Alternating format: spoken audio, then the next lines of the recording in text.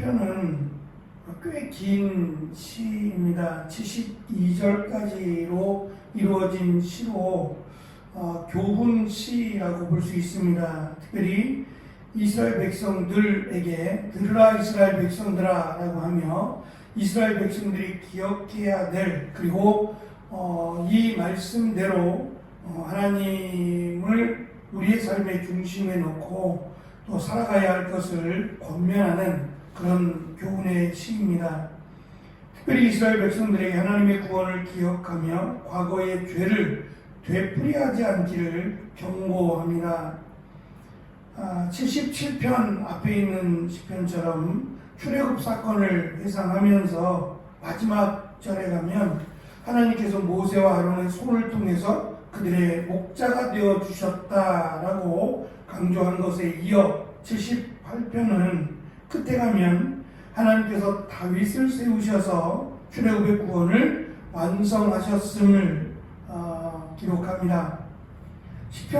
이 시편의 기록 연대는 두 가지인데요. 하나는 사울 왕 때, 그러니까 12지파가 북이스라엘 중심으로 10지파, 남유다를 중심으로 한 두 개의 지파로 나누어졌던 때에 기록했을 것이다. 특별히 침략을 당하는, 전쟁에서 지는 이런 아픔을 배경으로 기록했을 것이다 라고 하는 주장이고, 또 하나는 이 북이스라엘 10지파가 되는 북이스라엘의 중심이, 그 10지파의 중심이 에브라임이었는데 북이스라엘을 에브라임이라고 그냥 호칭해서 불렀던 이사야 선지자나 또 호세아서에 이 북이스라엘을 에브라이마라고 부르는 내용들이 등장합니다. 그래서 이스라엘 백성들이 왕정시대, 그러니까 솔로몬 그 이후로 이스라엘이 멸망하고 포로로 잡혀갔던 그 시대를 배경으로 기록한 것이다 라고 하는 두 가지의 주장입니다.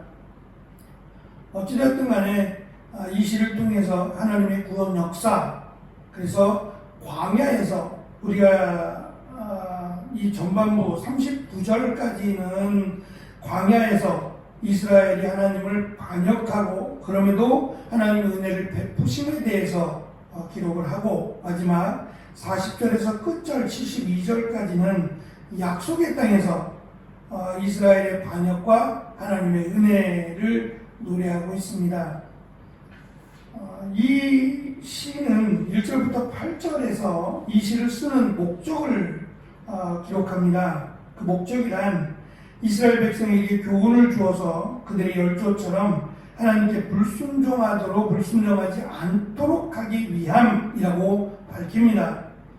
특별히 7절은 왜 하나님의 구원 역사와 율법을 모든 세대에게 가르쳐야 하는지 그 이유를 밝히고 있는데, 오직 소망을 하나님께만 두고 하나님께서 행하신 기이한 사적이라고 표현되는 이러한 하나님의 역사들을 통해서 하나님을 의지하게 하기 위함입니다.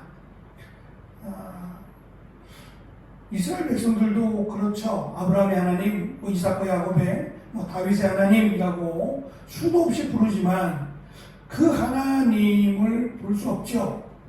볼 수 없고, 때로는 하나님의 선지자를 통해서 응답하시거나 말씀하시지만 직접적으로 개인들에게 응답하시거나 개인들에게 하나님의 역사를 보여주신 일들은 드물어요. 그래야 될 특별한 이유가 없는 한 하나님은 하나님의 대리인으로 세우신 선지자를 통해서 일하셨기 때문이에요. 이제 그렇다 보니 그들이 패역하고 완악하니 하나님의 세운 선지자를 무시하게 되고, 또 정말 하나님이 그들을 통해서 말씀하셨을까? 라고 하는 의구심을 가지면서 심지어는 듣기 싫어서 하나님의 선지자들을 죽이는 일까지 행했던 민족이기도 합니다. 결국 그것은 하나님의 말씀으로 믿지 않았기 때문이다. 그래서 결국은 이 배반이라고 하는 것이 이 사무엘상에도 나타나지만 이스라엘 백성들이 결국은 왕을 세워달라고 하죠. 그 왕을 세우게 되면 이스라엘 백성들에게 어떠한 고통이 또 어떠한 어려움이 닥칠 것을 사무엘이 설명을 합니다. 그럼에도 불구하고 우리에게 왕을 달라고 때를 쓸 때에 하나님께서 그 사울에게 기름을 부어서 왕을 세우라고 말씀하시죠. 그때 사무엘 선지자는 자기를 버린 것이라고 이야기를 했어요. 자기를 인정하지 않고 자기를 무시하고 하는 것으로 고백을 하지만 하나님께서는 사무엘 선지자에게 너를 무시한 게 아니라 나를 무시한 것이다 라고 말씀하셨습니다. 그러니까 결국은 하나님을 무시하면 그 모든 것들을 무시하게 되는 거죠. 교회를 무시하는 것도 하나님을 무시하기 때문에 교회를 무시하는 겁니다. 이러한 그 역순환의 고리들이 결국은 하나님이 이스라엘을 버림으로 또는 채찍으로 그들을 깨닫게 하신 역사들을 우리는 압니다. 지금 72편 272절까지의 내용 속에서는 말씀드린 것처럼 광야에서 출애굽해서 광야에서 일어나는 일들 속에서 그 많은 기적을 또 은혜를 받았음에도 하나님을 배역하고 배반하고 하나님을 거역했던 그런 일들을 설명했다면 약속의 땅에서 이루어지는 그러한 축복을 받았음에도 여전히 하나님을 배반하고 거역하는 일들을 기록함으로 지금 이스라엘 백성들이 처한 그것이 포로 생활이 되었던 아니면 적들에 의해서 고난을 당하던 그것이 마땅하다라는 겁니다. 그러나 그것이 끝이 아닌 것은 이 역사를 통해서 다시금 하나님의 은혜를 구하고 하나님의 백성으로 세워지면 또 하나님은 긍휼히 여기셔서 우리들을 인도하실 것이다 라고 하는 교훈을 담습니다. 9절에 보면 이 북이스라엘이 이 무기들을 가지고 있습니다. 경기를 갖추고 활을 가졌으나 전쟁의 날에 졌다는 얘기입니다. 그러니까 결국 그들이 패배하게 되고 또 심지어 포로로 끌려가게 된 것은 무기가 부족해서 또는 전략적으로 문제가 있거나 군대의 숫자가 적어서가 아니라 그들이 하나님을 버렸기 때문이다 라고 하는 정확한 지적을 하고 있습니다. 그래서 지금 시인은 이 북이스라엘의 잘못된 모습을 전하고 있지만 사실 만약에 북이스라엘이 사라져버렸다면 듣는 이들은 북이스라엘이 아니에요. 그러니까 오히려 지금 남유다에 속한 그들이 듣고 있는 거죠. 그러니까 북이스라엘과 같은 전철을 밟지 말라는 이야기입니다. 언제든지 그렇게 될 수 있다라고 하는 내용으로 지금 말씀을 듣고 있는 청중들이나 또 이스라엘 백성들에게 이와 같은 전철을 밟지 않기를 권면하기 위해서 시인은 노력을 합니다. 12절에 보면 애굽 땅 소환들에서 하나님께서 행하신 기이한 일로 소개합니다. 이 소환들은 민수기에만 등장하는 지역인데요.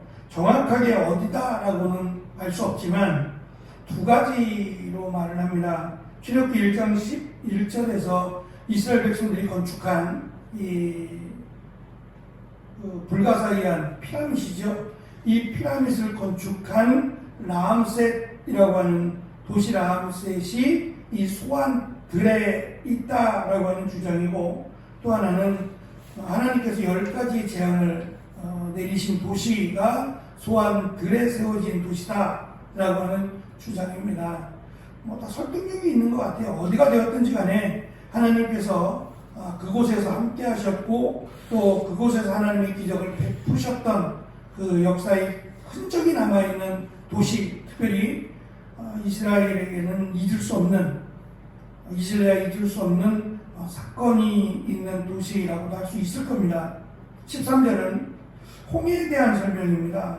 바다를 갈라 물을 무더기같이 서게 하시고 저희를 지나게 하신 이 홍해바다에 길을 내신 사건을 설명하고, 이어지는 14, 17절에서는 광야에서 하나님이 구름기둥과 불기둥으로 인도하시고 반석에서 물을 내셔서 흡족하게 그들을 먹이신 것을 회고합니다. 그것이 단순한 지나간 옛 이야기가 아니라 지금도 하나님의 역사하실, 또 우리에게 은혜를 베푸실 수 있는 하나님의 은혜임을 강조합니다. 문제는 그 하나님을 버렸다는 거죠. 그래서 이 쓰라린 아픔이라고 하는 현실 속에서 그 지나간 과거의 역사, 그것을 기억함으로 다시 하나님께 나아가자는 얘기입니다. 하나님을 의지하고 하나님께 나아가 은혜를 구하자라고 하는 것이 시인이 78편을 통해서 강조하는 내용입니다. 약속의 땅으로 인도하시게 하시고 약속의 땅으로 인도하기까지 하나님의 수많은 기적과 은혜로 그들을 지키시고 보호해 주셨습니다. 그리고 약속의 땅에 들어가서도 하나님은 그들을 보호하셨고 인도하셨습니다. 그리고 심지어 그들이 포로로 잡혀간 그때에도 하나님은 그들을 돌아오게 하시고 어찌 보면 지금의 이스라엘까지도 하나님이 인도하셨어요. 그래서 예수 그리스도를 믿지 않는 지금의 이스라엘도 하나님이 씨앗을 뿌리셔서 그들에게도 복음을 전하게 하십니다. 그 은혜를 사실 우리가 받았고 세계에서 가장 많은 교회가 한국에 세워졌습니다. 우리가 잘 아는 것처럼 새벽기도는 이 한국에만 있는 특별한 예배입니다. 부지런한 나라라서 그러기도 하지만 우리는 성경에 있는 것처럼 첫 시간, 우리가 일어나서 생활하게 되는 첫 시간을 하나님께 드리자, 그리고 하루의 삶을 하나님께 맡기자라고 하는 의미에서 시작된 예배입니다. 한국교회가 부흥되었던 것도 어찌 보면 이 첫 시간을 하나님께 드리자라고 하는 그 예배 중심의 삶이 있었기에 가능한 일인 것 같습니다. 그렇다면 교회가 거룩해지는 것은 멀리 있는 게 아니라 하나님을 더욱 의지하며 하나님 말씀대로 살아가는 것이 거룩이라고 생각합니다. 침체된 한국교회와 또 성도들이 다시금 하나님의 말씀으로 회복이 되고 하나님의 은혜로 또 하나님을 찬송하는 귀한 은혜가 한국교회 위에도 또 회복되어지기를 간절히 축원합니다. 기도하겠습니다.